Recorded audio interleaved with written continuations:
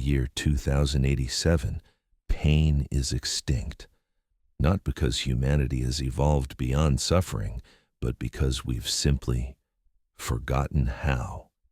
Every child born into the new order receives a gift on their 7th birthday, a neural implant smaller than a grain of rice nestled behind their left ear. The Serenity chip, they call it. A miracle of modern technology that identifies traumatic memories and gently removes them. No more nightmares about dead parents. No more rage from childhood bullying. No more heartbreak from lost love. Just peaceful, productive citizens living in perfect harmony. At least, that's what they told us. My name is Mira Kade, and I work in Section 7 of the Central Archive, the place where all approved memories are cataloged and stored. My job is simple. Organize the past, file away the present, ensure nothing dangerous survives into tomorrow. For 28 years, I've done this work without question. The chip made sure of that.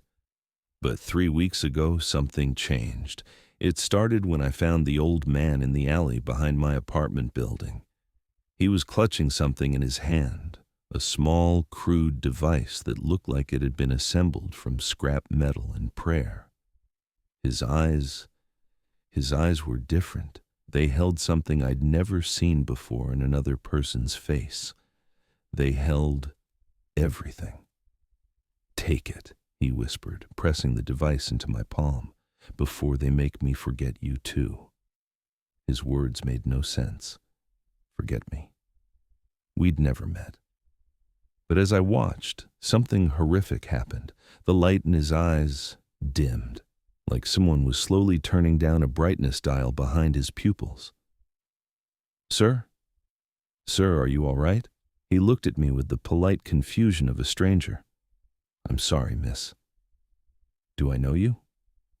That night, alone in my sterile apartment, I examined the device. It was warm to the touch, humming with barely contained energy. On its side, someone had etched 3 words that made my chest tighten with inexplicable dread. "Remember the truth." I should have turned it in. Protocol demanded it. The chip insisted on it. But something deeper, something the chip couldn't quite reach, made me hide it instead. 2 days later, during my shift in the archive, I made a discovery that changed everything. While cataloging a batch of approved childhood memories, birthday parties, family vacations, first days of school, I noticed something odd. Every single memory file had a companion entry, a shadow file marked with a red classification stamp I'd never seen before. Extracted, Vault 7. Vault 7. I'd worked in the archive for over a decade. There was no Vault 7. My hands trembling, I accessed one of the shadow files. The screen went black. Then, slowly, images began to form. A child's birthday party. But wrong. Horribly wrong. Instead of cake and laughter, I saw a small girl, cowering as adults screamed at each other, plates flying, blood on the kitchen floor. The child, the same child from the approved memory, crying in a corner as her world fell apart. This was the real memory, the pain they'd extracted. I opened another file, then another. Each one revealed the dark truth behind approved memories. The archive wasn't just storing our past, it was rewriting it. Every trauma, every moment of genuine emotion, every flash of anger or rebellion had been surgically removed and hidden away. But where? That's when I remembered the device, the old man's final gift. With shaking hands, I pressed it against the neural port behind my ear, the same spot where the Serenity chip nestled. The device grew warm, then hot, then flash. Suddenly I was 8 years old again, watching my father die in a factory accident. But this wasn't the peaceful passing I remembered, where he'd simply gone to sleep. This was brutal, industrial, preventable. This was real. Flash. I was 16, not getting rejected from my first date with gentle disappointment, but discovering that the boy I loved was being sent to a behavioral correction facility for asking too many questions about the government. The last thing I saw of him was his terrified face through the window of a transport vehicle. Flash! I was 25, not peacefully accepting my job assignment to the archive, but being dragged there by security forces after I'd tried to organize a workers' union. They'd told me I was getting a career opportunity. What they'd given me was 20 years of slavery disguised as public service. Memory after memory flooded back, each one revealing the careful illusion that had been my life. But the worst was yet to come. In the final flash, I saw myself at age 32, 4 years older than I was now. I was standing in a vast underground chamber filled with humming servers. My face was harder, scarred, and I wasn't alone. Hundreds of people stood with me, all of them bearing the same expression I'd seen in the old man's eyes. They held weapons, they held hope, and at their head stood me, the real me, the me that had been cut away and hidden. Citizens of the new order, my older self spoke into a communication device, her voice carrying the authority of someone who had seen too much truth. Today we end the tyranny of forgetting. Today we reclaim our pain, our rage, our authentic humanity. Today we remember who we really are. The memory cut off abruptly, leaving me gasping on my archive floor. The device in my hand had gone cold and dead. But I understood now. The old man hadn't been giving me just any device. He'd been giving me a piece of my own future, a fragment of a timeline the chips couldn't quite erase. I was supposed to become a revolutionary, a leader of the forgotten, and somehow, impossibly, I already had been. As I sat there in the sterile light of the archive, surrounded by the lies we called history, I made a choice that would doom the world I knew. I decided to remember everything. The chip in my head pulsed, trying to wash away the dangerous thoughts. But it was too late. The device had opened a crack in the wall of forgetting, and through that crack, the truth was beginning to flood in. Tomorrow I would begin the work of giving others their stolen memories. I would find the hidden vault where our real selves were kept prisoner. I would discover the full scope of the conspiracy that had turned us all into sleepwalkers. And eventually, I would have to decide. Was a world built on comfortable lies better than the terrible freedom of authentic truth? But that's a story for another day. Tonight, I sat with my returned memories and wept. For the father I'd truly lost, for the love that was stolen from me, for the 30 years of my life that had been spent living someone else's dream of who I should be. Outside my window, the city hummed with the peaceful contentment of 8 million people who had forgotten how to feel pain. I envied them, I pitied them, and tomorrow I was going to save them all. 3 weeks have passed since I first touched the memory device. 3 weeks since I remembered who I really was, or rather, who I was supposed to become. The work goes slowly. Too slowly. I've managed to restore partial memories in 7 people. 7 out of 8 million sleeping souls in our city. But even those 7 victories came with a price I never anticipated. Let me tell you about Marcus. He was my first attempt, a maintenance worker who serviced the archive's climate systems. 43 years old, soft-spoken, with the gentle demeanor that marked all successful chip recipients. He'd volunteered to stay late when I offered to pay him extra for special cleaning duties. The memory device worked perfectly on him, too perfectly. I watched his face transform as 30 years of suppressed experiences flooded back. The joy was beautiful. I'll never forget the moment he remembered his daughter's real laugh, not the sanitized version the chip had allowed him to keep. But then came the darker memories. The night his wife died, not peacefully in her sleep as he'd been told, but screaming in agony while understaffed government hospitals turned her away. The daughter he'd forgotten he had taken for special education when she'd shown signs of questioning authority. For 3 days, Marcus was more alive than I'd ever seen a human being.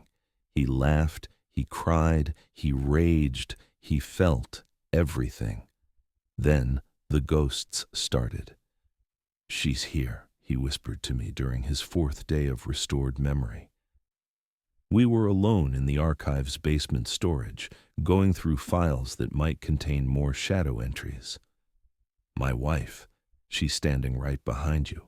I turned around. Nothing there. "Marcus, there's no one. She's asking why I let them take Lily. She wants to know why I didn't fight harder." His voice cracked. "She's crying, Mira. She's crying and I can hear her, but I can't. I can't touch her." At first, I thought it was psychological trauma, the mind's natural response to having decades of suppressed grief suddenly restored. But then Elaine started seeing them too. Elaine worked in food distribution, a grandmother who'd never questioned why she only remembered having one child, when something deep in her bones insisted there should have been 3. When her memories returned, she remembered the twins who'd been taken for genetic testing when they were 5. Taken and never returned. "They're playing in the corner," she told me, pointing at an empty space in her living room, "just like they used to. But when I try to call them for dinner, they look at me with such sadness, like they know something I don't." By the time I'd restored memories in all 7 volunteers, every single one of them was seeing phantoms, not random hallucinations, specific people from their recovered memories. Lost loved ones, disappeared friends, children who'd been relocated.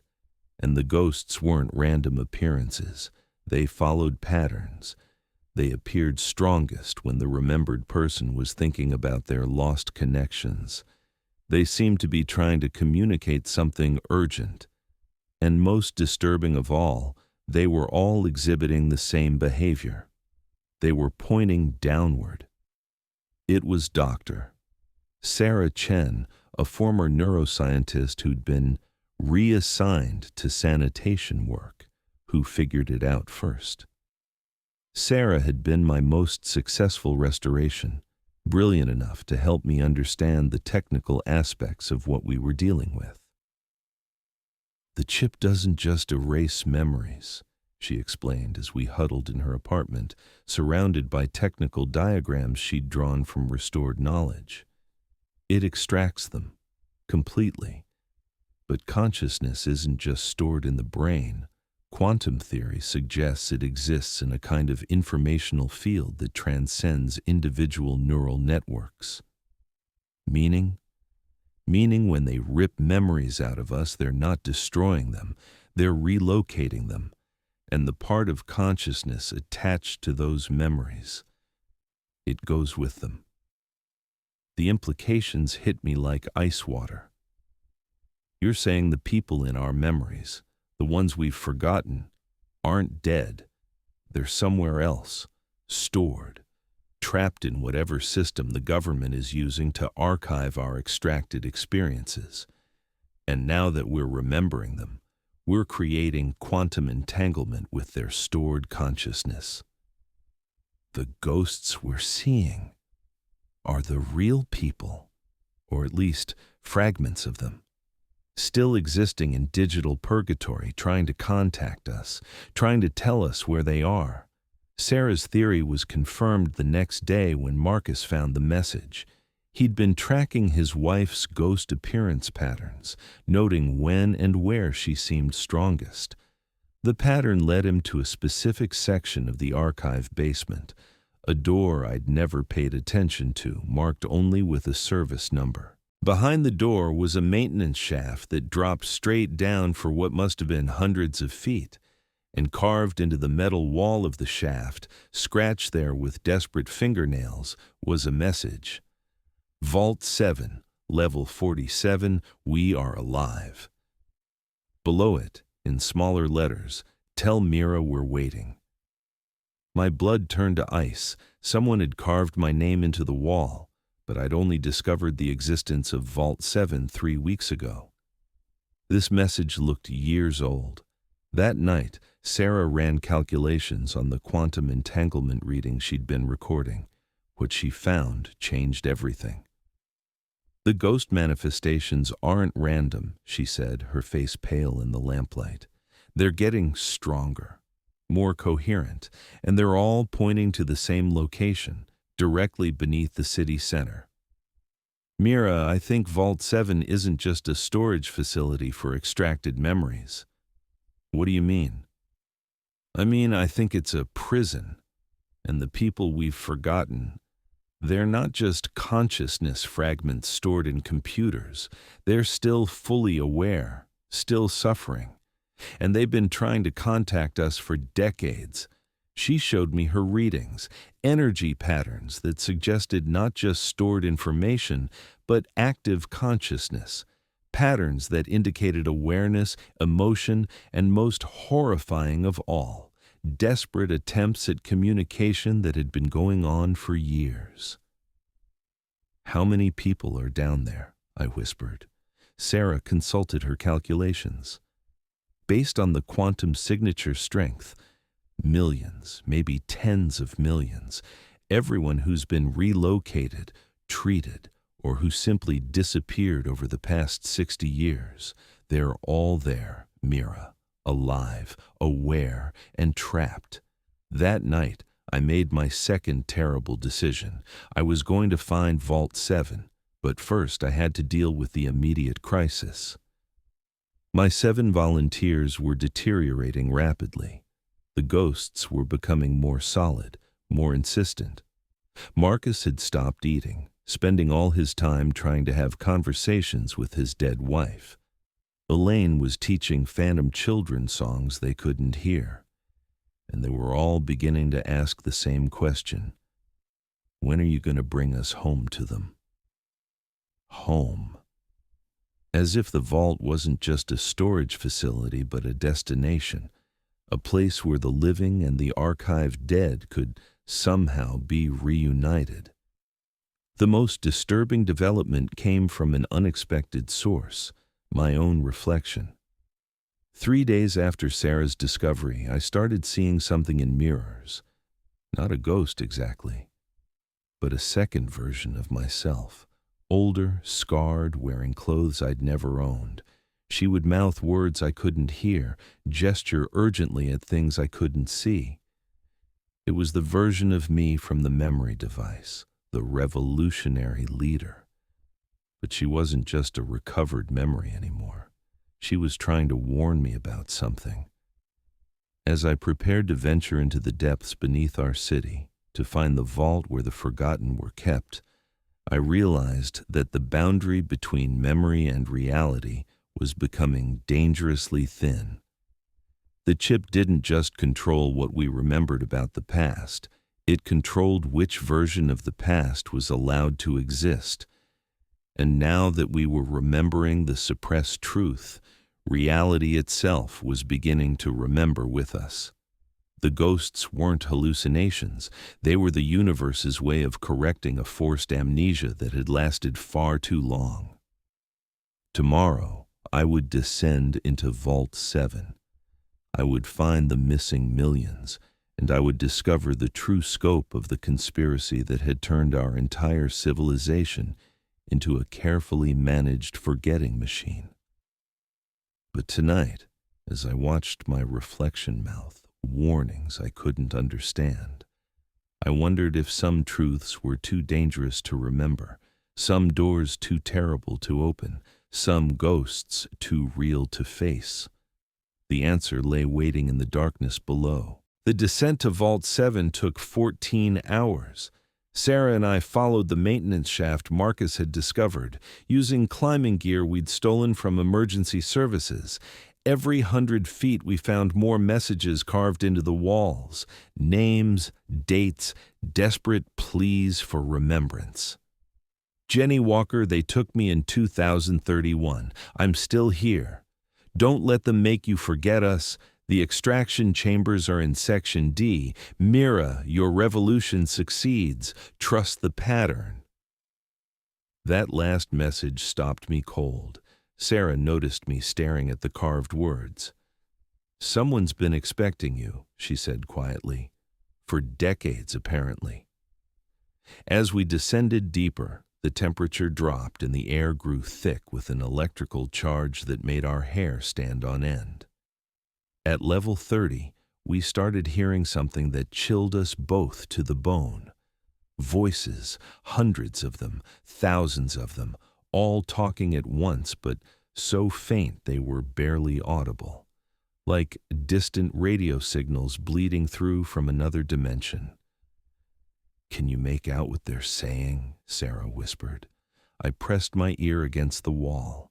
The voices seemed to be coming from everywhere and nowhere. But gradually, patterns emerged from the chaos. They were calling names, endless lists of names. David Martinez, Sarah Okafor, Tommy Williams, Lisa Chen. They're taking roll call, I realized. They're trying to make sure no one gets forgotten. At level 40, we found the first door. It was massive, easily 20 feet tall and made from some kind of metal that seemed to absorb light. No handles, no visible locks. Just a smooth surface marked with symbols that hurt to look at directly. But as we approached, the door began to glow with soft blue light. My neural implant, the memory device I'd been carrying, grew warm against my neck. Words appeared on the door's surface, written in the same script I'd seen in my recovered memories. "Welcome home, Mira Kade. We've been waiting." The door slid open with a sound like sighing. What lay beyond defied every assumption I'd held about reality. Vault 7 wasn't a storage facility. It was a city. A vast underground metropolis that stretched beyond the horizon, lit by the same soft blue glow we'd seen on the door. Buildings that looked grown rather than built rose from the floor in organic spirals. And everywhere, walking the streets, sitting in what looked like parks, going about the business of existence, were people. Thousands of them, maybe tens of thousands, all slightly translucent, all bearing the telltale shimmer of quantum consciousness without physical form. They were the archived dead, the forgotten, the extracted memories given permanent form and space to exist, and they all turned to look at us as we entered. An older woman approached first. She had kind eyes and the bearing of someone accustomed to leadership. When she spoke, her voice came from everywhere at once, not through the air, but directly into our minds. "I'm Director Helen Vasquez," she said. "I was the head of memory sciences before the government decided my research was too dangerous. I've been coordinating resistance efforts from down here for 37 years. This place," Sarah stared at the impossible city spreading before us. "How is it possible?" "Memory isn't just data," Helen explained, walking with us down a street lined with architecture that seemed to shift and flow like living tissue. "It's consciousness itself. When they extract our memories, they don't destroy the neural patterns. They relocate them to quantum storage matrices. But consciousness has its own gravity. Given enough extracted memories, enough accumulated experience, it begins to create its own reality. You built all this? We dreamed it, and it became real. Down here, thought is substance. Memory is matter. We've created a world from the dreams they tried to steal from us. As we walked deeper into the city, I began to recognize faces. The man Marcus had been seeing, his dead wife. She waved to us from what looked like a cafe, solid as life itself. Elaine's lost children played in a park made from crystallized laughter. "They're not dead," I breathed. "No one ever dies," Helen said. "They just get forgotten." But forgetting isn't the same as non-existence. It's just relocation. She led us to the city's center, where a massive building rose like a twisted spire toward the cavern ceiling. "The Archive of Shadows," she called it, the central repository where they store extracted memories, but also where we've been building something they never expected. Inside, the building was filled with impossible geometries, corridors that folded back on themselves, rooms that were larger inside than outside, libraries where books were made of pure light and contained the thoughts of the forgotten. "What are you building?" Sarah asked.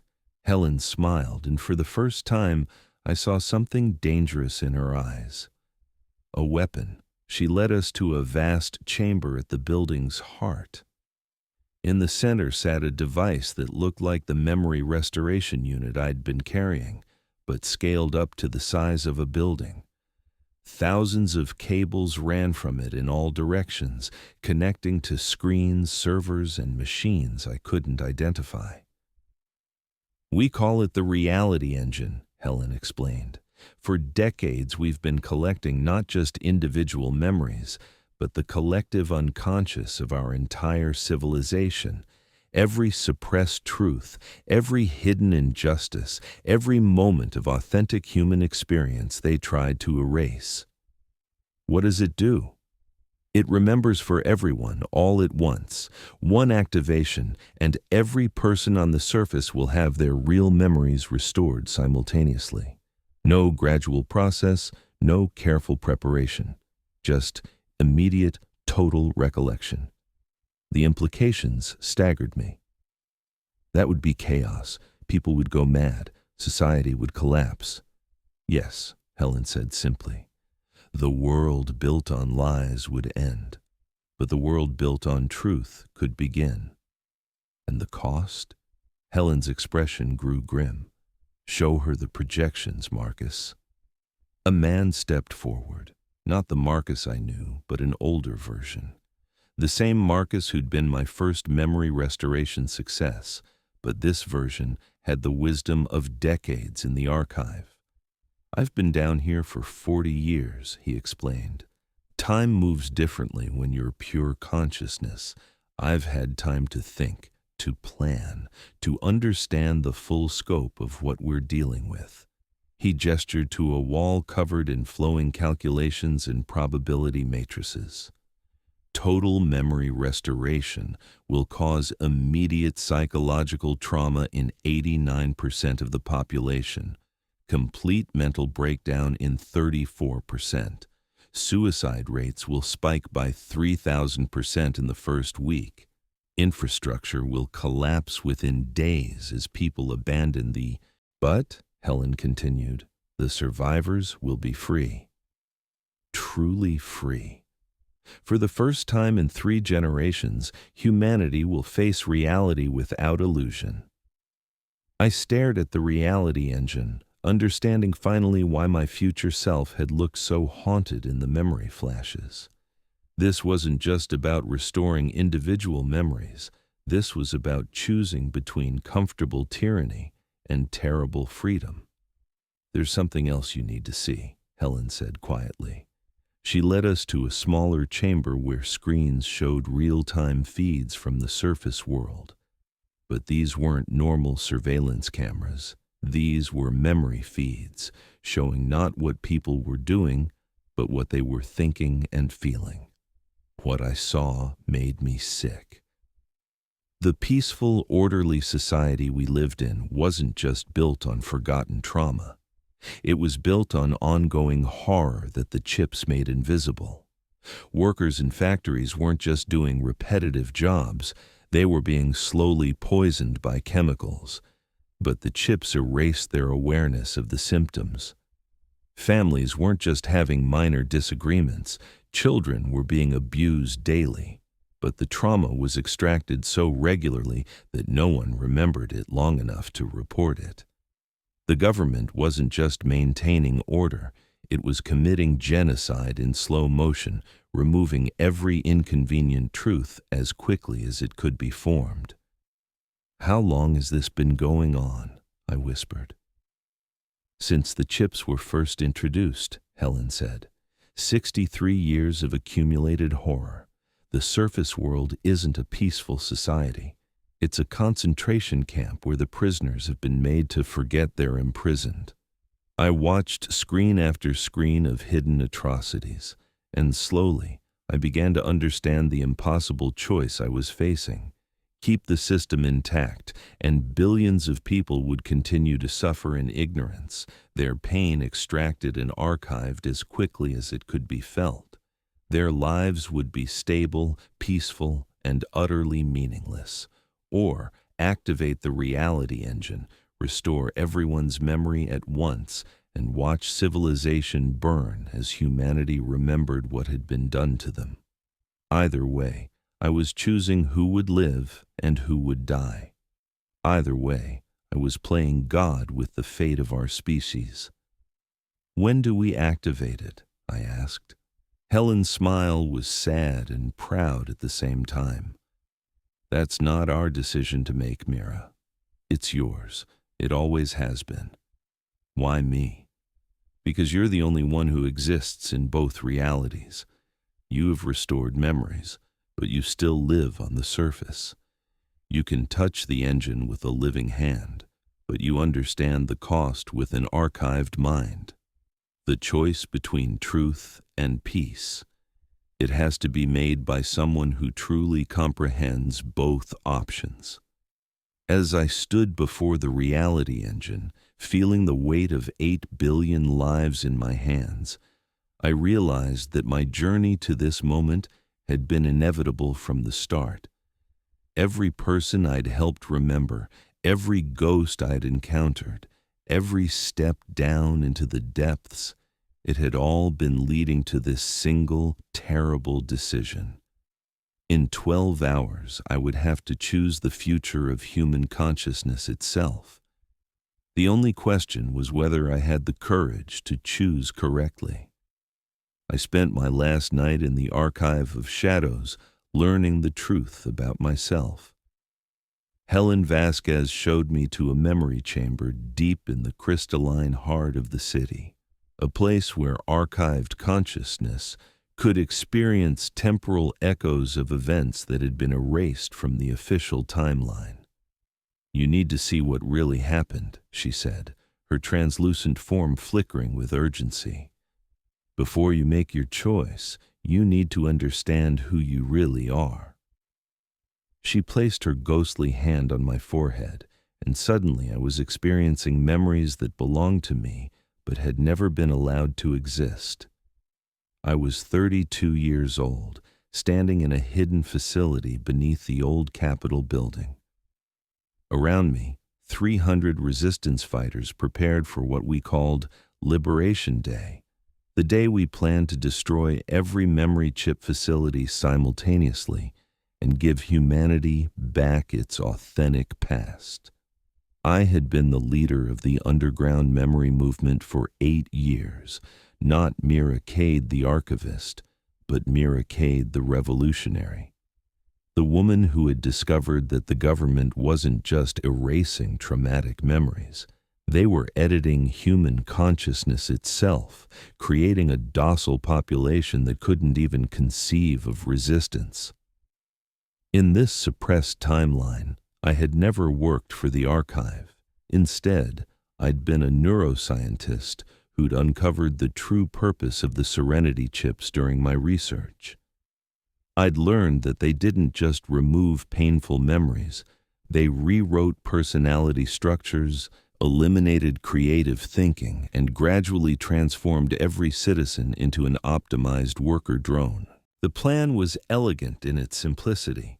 We'd infiltrated every major chip facility, planted quantum viruses in their systems, and prepared to broadcast a restoration signal that would return everyone's memories simultaneously. It would cause chaos, yes, but it would also restore humanity's capacity for authentic thought and feeling. The plan had worked perfectly, for exactly 4 hours and 17 minutes. I watched my other self coordinate the global memory restoration, saw the moment when 8 billion people suddenly remembered who they really were and what had been done to them, saw the rage, the grief, the explosive return of suppressed human emotion. Cities burned, governments fell. In some places, the restored memories drove people to immediate violence against their former oppressors. In others, mass suicides occurred as people couldn't cope with the return of decades of accumulated trauma. But something else happened too. Something beautiful and terrible and utterly human. People began to truly feel again, to love with authentic passion, to create art from genuine inspiration, to connect with each other through shared truth rather than manufactured comfort. For 4 hours and 17 minutes, humanity was fully awake. Then the correction protocol activated. It was the government's final failsafe, a temporal memory device that could rewrite not just individual consciousness, but the timeline itself. When faced with total revolution, they had chosen to undo history. The 4 hours of awakened humanity were erased from reality. The resistance was forgotten. The liberation that had already happened was unhappened, and I, the leader of the successful revolution, was reset to age 28, given false memories of being a loyal archivist, and placed in the very system I'd once destroyed. But temporal editing is imperfect, Helen explained as the memories faded. Consciousness has quantum persistence. Deep down, in the archived layers of your mind, you remember. That's why you were drawn to the shadow files. That's why you could use the memory device. You weren't discovering the resistance, you were remembering it. I staggered, overwhelmed by the implications. I already won. I already freed everyone. And they took it away. But they can't take away what you learned from succeeding once, which is why this time you have a choice they never anticipated. Helen led me to a new chamber I hadn't seen before, one filled with impossible machinery that hummed with temporal energy. The reality engine isn't just a memory restoration device, she revealed. It's a timeline stabilizer. When you activate it, you won't just be restoring memories, you'll be making them permanent, immune to temporal editing. Whatever choice you make will be irreversible. They can never undo it again. And the cost? The same as before, maybe higher, 40 to 60% mortality as society collapses. But this time, when the dust settles, whatever emerges will be built on unshakable truth. I had 6 hours until dawn, the optimal time for activation, when most people would be asleep and the psychological shock would be minimized. 6 hours to decide whether to condemn billions to death in the name of authenticity, or allow the comfortable lie to continue forever. I spent the time walking through the archive city, talking to the forgotten dead. Marcus's wife showed me around her translucent cafe, where she served memory coffee to other archived souls and told me about the life she'd never gotten to live. The pain of dying was terrible, she said, but the pain of being forgotten was worse. At least death is natural. Forgetting is theft. Elaine's lost children took me to their impossible playground, where swings were made of crystallized laughter and slides were built from rainbow light. We're not really dead, the little girl explained with the wisdom that only exists in archived consciousness. We're just waiting for everyone else to remember us back into the world. 1,000 conversations with the forgotten, each one asking me the same question: when will you bring us home? But it was my conversation with my other self that finally decided me. As dawn approached, I found her waiting by the reality engine, the older, scarred version of me from the memory device. But now she was solid, real, no longer just a reflection in mirrors. "You're having doubts," she said. 60% mortality. That's 4 billion people. And how many people are suffering right now because they can't remember their pain long enough to escape it? How many children are being abused today but will forget it by tomorrow? How many workers are dying of exposure to toxins they're not allowed to remember? How many artists have had their creativity extracted so many times they can't even remember they ever wanted to create? As I watched the surface world transform through screens in the archive, Helen placed a ghostly hand on my shoulder. "It's time," she said. "Time for what?" "To choose whether the dead stay dead or whether memory becomes reality." She gestured to the reality engine, which was now pulsing with a different kind of energy. All around us, the archived consciousness of the forgotten were glowing brighter, becoming more solid. "The barrier between the archive and the surface is dissolving," Helen explained. "We can return, not as ghosts, but as restored reality. Everyone who was ever relocated or disappeared can come back. Parents can be reunited with their taken children. Lovers separated by the system can find each other again. The dead can live." "What's the cost this time?" "Truth," she said simply. "Complete, unfiltered truth. No more comfortable lies. No more manageable reality.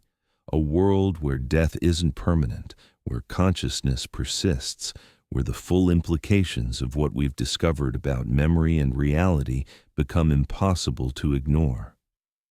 I looked around at the thousands of archived souls waiting for my decision. All the people whose existence had been erased from official history, all the children taken for genetic testing, all the dissidents who'd been relocated, all the inconvenient dead who'd been simply forgotten. They could all come back, but in a world that would never again be able to deny the full complexity of existence. "Do it," I said. Helen smiled and activated the final protocol. The archive city began to rise.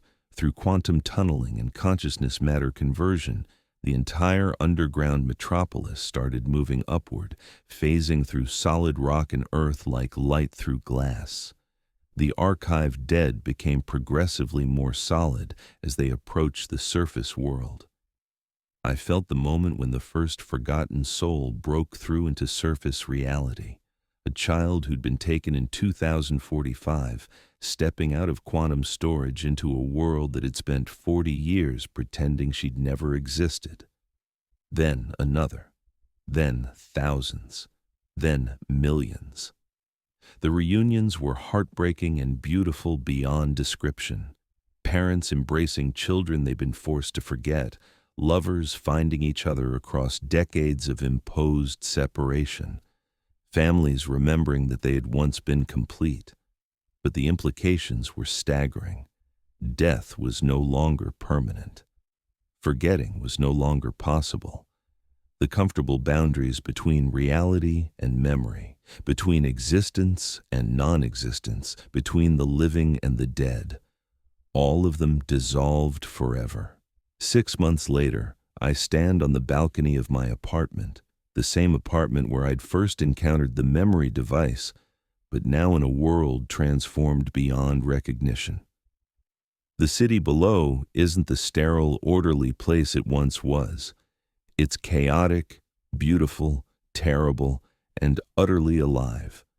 Buildings grow and change according to the collective unconscious of their inhabitants.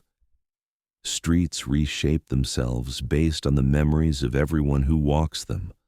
Art and music pour from every surface as humanity rediscovers authentic creativity. The death toll stabilized at 4.2 billion, exactly in the middle of my projections. The survivors are building something unprecedented, a civilization where truth is literally impossible to suppress, where consciousness persists beyond physical death, where reality itself responds to authentic human experience. It's not paradise. People still suffer, still die, still make terrible mistakes. But they suffer authentically, die meaningfully, and learn from their mistakes, instead of having them erased. Children grow up knowing the full truth of their world, the beauty and the horror both. They're more resilient than we expected, better at handling complexity than generations raised on comfortable lies. The archived dead have integrated into society in ways no one anticipated. They work jobs, form relationships, create art. Death has become just another state of existence, not an ending, but a transition. And sometimes, late at night when I can't sleep, I wonder if I made the right choice. 4 billion people died because of my decision. 4 billion souls who might have lived peaceful, if artificial, lives. Their names are carved into the memorial wall that stretches for miles through the city center. Every person who couldn't survive the return of authentic memory.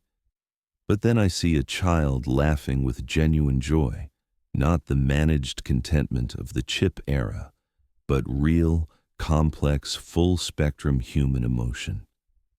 I see artists creating works of impossible beauty from their authentic pain and love.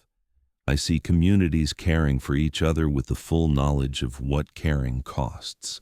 And I know that whatever we've built from the ashes of the old world, it's genuinely human.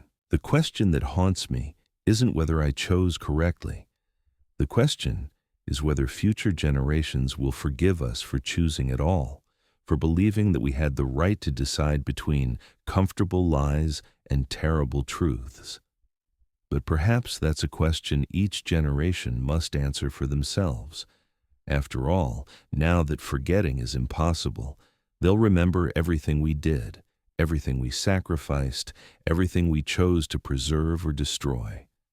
And they'll judge us with the full weight of authentic memory. In the end, that's all any of us can ask for. To be remembered truly, completely, without illusion or comfort. The world that never forgot anything was a harder place to live than the world of managed memories, but it was also, finally, genuinely alive.